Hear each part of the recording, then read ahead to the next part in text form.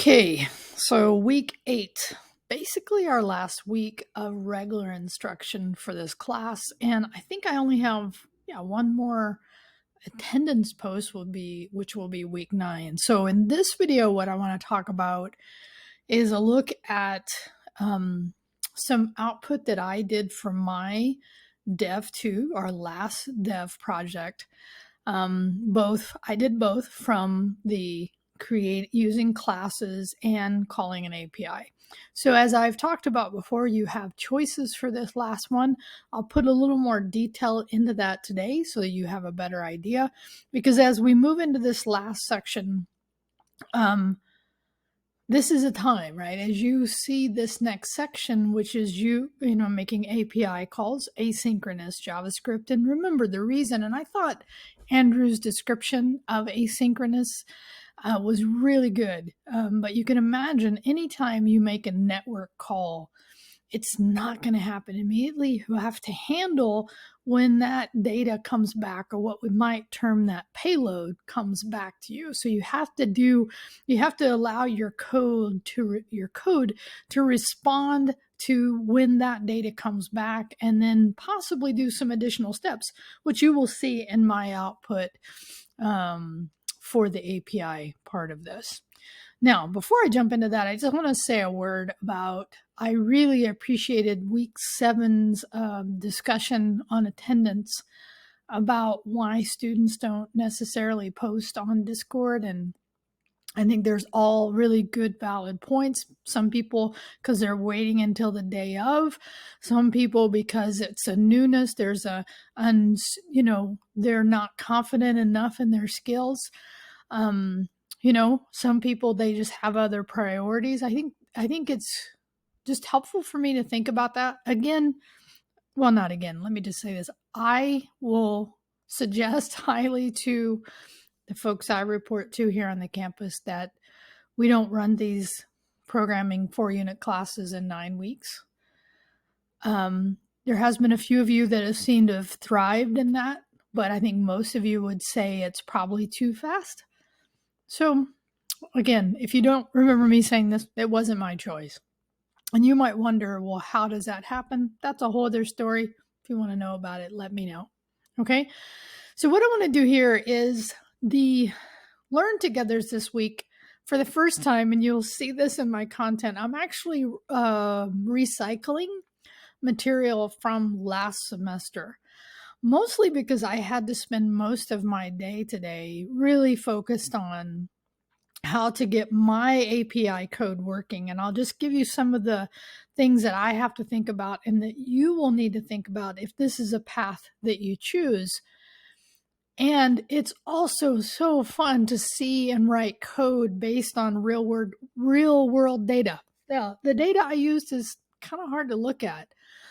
And I don't choose it for any political reasons. Trust me, this is not why I did it. I did it just because I ended up having to change my code from my last time I did this example, because the COVID data suppliers have changed.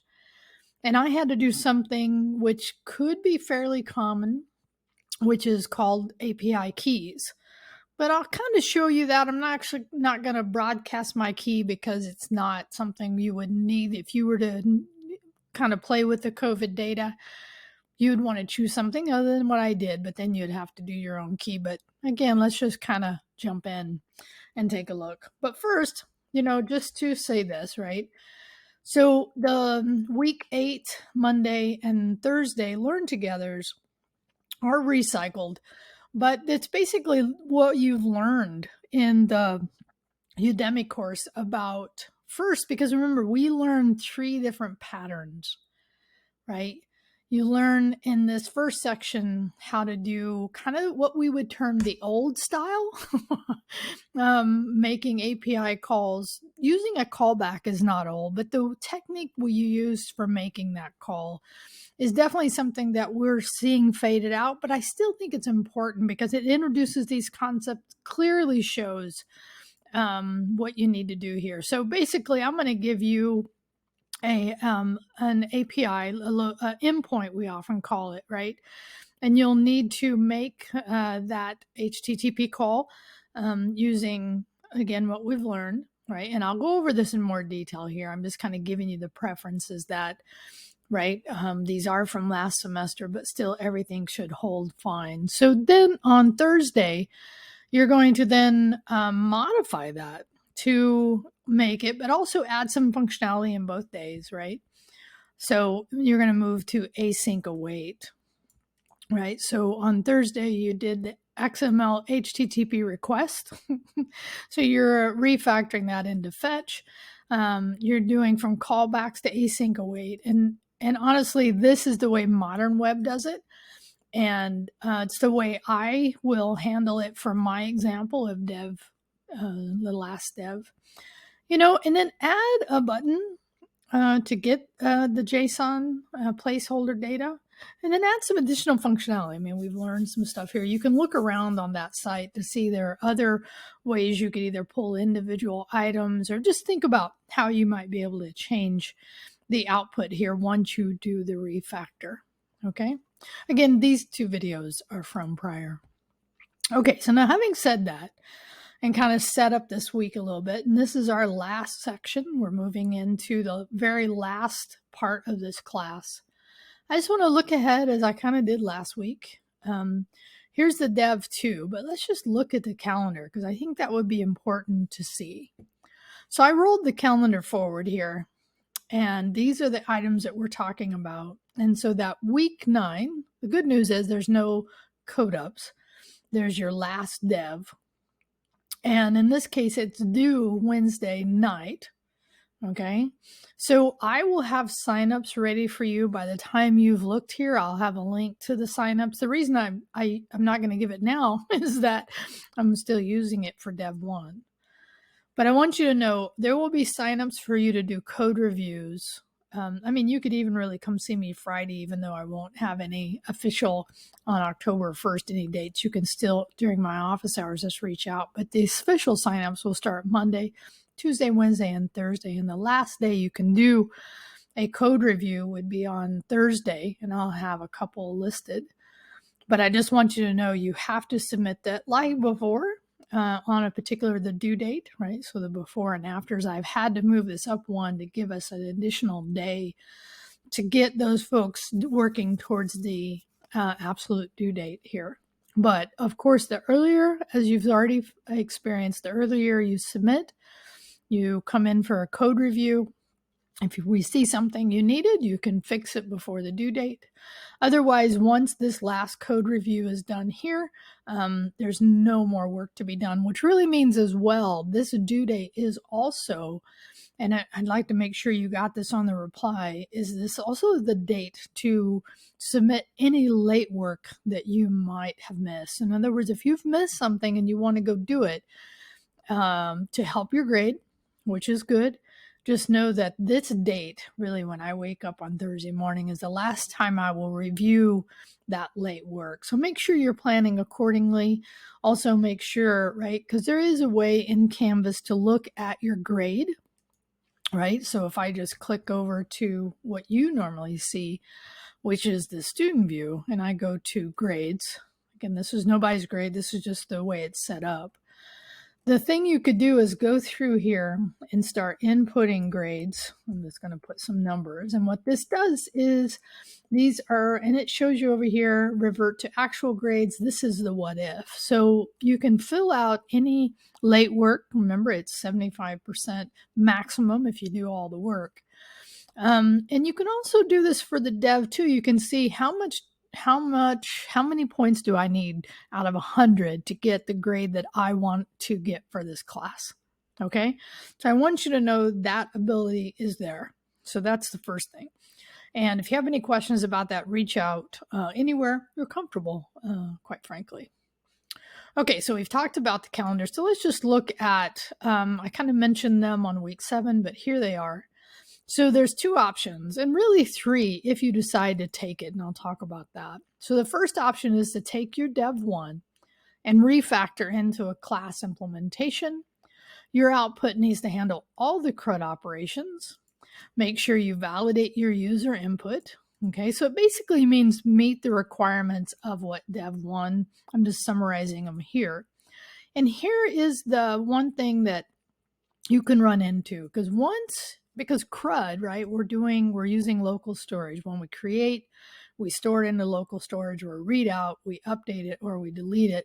These operations are really not possible for you to do in the way that we've demonstrated them without using local storage. So what happens is when you instantiate an object using the class, right, then once you save it into local storage, there's ways to then bring it back to a reference to the class. But it's basically, I would just give you a suggestion, is to have a class for the user input and then a different class for handling all your rendering to DOM, local storage, all of that. So let me show you, because there is one little thing I'll show, not little, but so here's the one I did for my Dev 2, and I created a class called entry, and let me just roll it up because the details are not quite what's important. And then I have another class called store. Okay, so this is your traditional class that we've seen. Here's my constructor, right? Here's my, in this case, I have one method on this class. Okay, so that's kind of, you definitely could have more here. So then when you go to implement things like your, for me, get saved entries, you can set up another class and then just reference those functions as static inside of the store class. Now, you can call it whatever you want. Please don't call it store. You can, but, and then have all of those saving and rendering in there. And then you can just call them, right? So store.get saved entries. Now you do have to include, right? So I just put mine in a class.js file. You could put these in separate files if you want to, right? So I'm just telling you that is a way to approach it. There are other ways to approach it, but I think for just getting it done and handling your whole functionality of your CRUD operations, I definitely would separate into at least 2. You could definitely do more. Okay, so if you have any questions, come see me and we can chat more about that. So the other one is, right, is to find an API that we've not used in this class. So not Andrew's Hangman, not the JSON placeholder, right? And implement an API call using async await or promises. And then handle the result of the API call by presenting the data in a user-focused way in the browser, which means basically try to make it look as nice as you can. Right? You need to add functionality related to the data. That's kind of what I said. That's a little duplicate. You need to add functionality related to the content you retrieve. I'll show you what I did. Now, and the third option, so before I show you my output, I guess the third option would be, come talk to me. You have an idea of something you would like to do here that you feel doesn't necessarily fall into either of these categories or somewhere in between, then definitely come talk to me. You need to be talking to me by October 1st, though. Okay. So, again, if you want to get creative, which I definitely like, come do that. All right. So here's my, and it's so funny, right? So here's my API call. And I did this. If you scroll down to one thing I definitely want to play with is the output here. So these are states. And I've retrieved this data by number of cases per state for COVID and the number of deaths per state. So this is the number of deaths right now, right? And if I go to the number of cases, right, you can see, of course, it's much higher, which really makes sense when you do a little bit of a dive at all into the COVID data. Is we definitely see more cases than deaths, but we obviously don't want to see either if we can. But let me show you, and what I used in this case is chart.js. I use a third-party library because it just made it easier. But the one thing I had to do here, and this is the endpoint, right? So this is the data that I got back, is I went through and processed with a for each, processing each entry in what came back, because each state came back as its own entry, which made it really interesting. And it's not the way my program had run before. And then as I iterated over each entry, I pulled out the cases and the deaths. And then in my output, what I did is I coded my buttons so that it passed that key, remember, key value pair, into the API call, or into the data when it was processing the data. So that's how I got the deaths versus the cases. Okay. Again, not the best looking output I've ever done, but I spent more time having to, in this case, I had to, and this is something you very well may run into, especially these days. So one thing Andrew didn't really talk about was the idea of, and something you may run into, called cores. Okay. I think he did mention it at one point in the, so cross-origin resource sharing. So this is when you call other websites. There's various places you can run into something like this, but for sure when you're making API calls, as a matter of fact, that's what I ran into when I tried to run my code from before, was the site I was using had both been changed over to a new site and required an API call, an API key, because what they're trying to do is make sure they understand who's hitting their API. Okay. So cores actually is kind of a large category. And if you've ever heard it come up, there's ways to get around it. You can try. I mean, I spent a little time this morning looking at kind of the different current ways that you can do it. Like one way is called JSONP. JSONP is another way to handle this. And what you want to do here, because I don't know because part of what at this point during this week you're going to want to have thought about is start searching for APIs that you want to call. And here's kind of the, I guess, maybe not necessarily the good news about this, is that many times the provider of the APIs are not just requiring keys to kind of handle that security aspect, but what they're also doing is making folks pay, which isn't necessarily good. I believe in paying people for their IP, their intellectual properties, and I mean, I don't have really a problem with that. This is why I went over some of the public data, because that way, yes, I created a key. I had to create a key on the site, but I didn't have to pay for it. And the idea here is not to have to pay for an API key. Okay, let me just say that, is that the idea here is that you find some API that you want to first write asynchronous code to, then hit that API, deliver back some kind of data that you then present on the page. Okay. So I just want to, the sooner you think about this, matter of fact, during this week, as you're watching Andrew handle the Hangman, because he has his own API location, endpoint location that you hit to process for Hangman. Right. I'm going to show you the one for the JSON placeholder. I mean, the reason I chose that one because it's to-dos, right? Something we've already seen. And then I here used in my example the ID. What here? Okay, here. Here.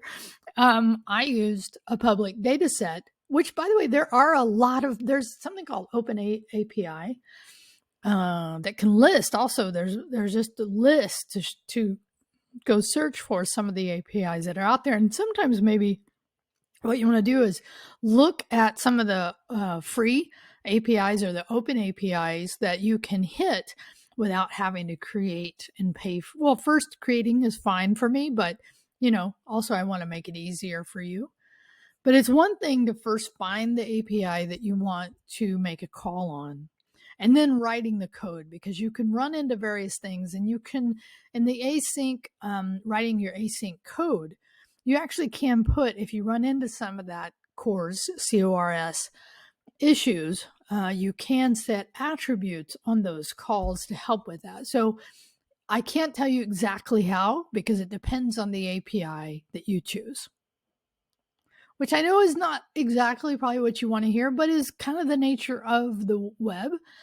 Like once you find it, and the other thing is look for APIs that have good documentation. Let me show you what I mean by this. One of the great things about the new COVID data was that there was just some really good examples, right? So they showed me how to retrieve, right? I ended up retrieving them. I could do it by state. I ended up doing it by historical values, time series. So this is the one I did, actually not CSV, but JSON format, right? So this is the one my code ended up hitting through my asynchronous JavaScript, right? So let me just show you. Now let me move over to that code that I have, because I have two examples, as I've said. Here's my second example. Here's my, so here's my two buttons. Here's my output. Okay. And the other thing I did is I just showed in the code, like, because it's really like global execution started. And the only reason I put that in there was because understanding when these async functions run sometimes can be a little it's a little mystifying, right? So I have an async function. Here's my fetch. I'm not going to reveal it here because it's got my API key in it, but then I did an await because I needed to convert that into JSON. I ended up creating two empty arrays, and then I iterated over for each one. And this is where, based on the item, so this is cases versus deaths. So I ended up having to build two arrays. And then I had to reverse them. Actually, I didn't have to do that. In this case, it was my last code I had to. And then I used Chartit. Now, Chartit was where I had a place in my output. Matter of fact, if you look at my index, right? So here's my chart, right? How big actually here, I think I played with this. I think I tried to make this smaller, but anyway, I won't get sidetracked here. But this is my chart.js CDN link. Okay. So then I just passed, once I built up my arrays and actually my text. And what I did is I grabbed that off of those buttons, right? So here's my end. So I said number of cases. This is the actual button, but the values in there, right? These are the IDs to grab those. So probably the hardest part was actually having to figure out, based on the changes to the API, how I would then present the data. And so I, again, decided I'd do it by state. Okay, so I do the labels by state, and then I pushed in the actual cases or deaths. So if you want to take a look, you can choose, like I chose chart.js. Yeah, here's what I use. I love this. It really made my life really nice and easy to where I could just pass the data over to it. And actually I probably want to play with now. Actually I could do this. Maybe I could do, multiple lines here to show the cases versus the deaths. That'd be a good thing to do. Animation, just so much you can do here, right? So this is what I used. You can use something else. You can just figure out a way to present it, but you have to present it somehow. And that's what I'll end you with, is it presenting it on the page somehow and giving at minimum some kind of functionality to look at the different, different aspects of the data possibly. But again, come talk to me if you want to talk about this in more detail. Okay. I think that's it. I know this was a lot, and the reason I like doing them is because I want you to think about this as you move into this week. So first, what I want to see in your reply, though, is what I said about in the middle of this, is that do you understand the timeline for the dev 2? And do you understand that you can calculate based on the canvas what grade you would get based on either dev 2, late work, combination thereof? Okay.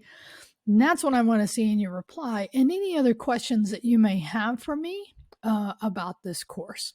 So again, this is my next to last attendance. I hope you have fun doing this week.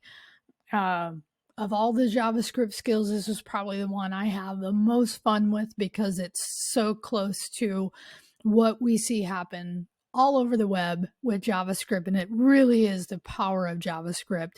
And actually, just let me say this, you can do async with all modern languages. It's just that JavaScript, because it's in the browser, handles this really well and is pretty easy. And there's such good community documentation here.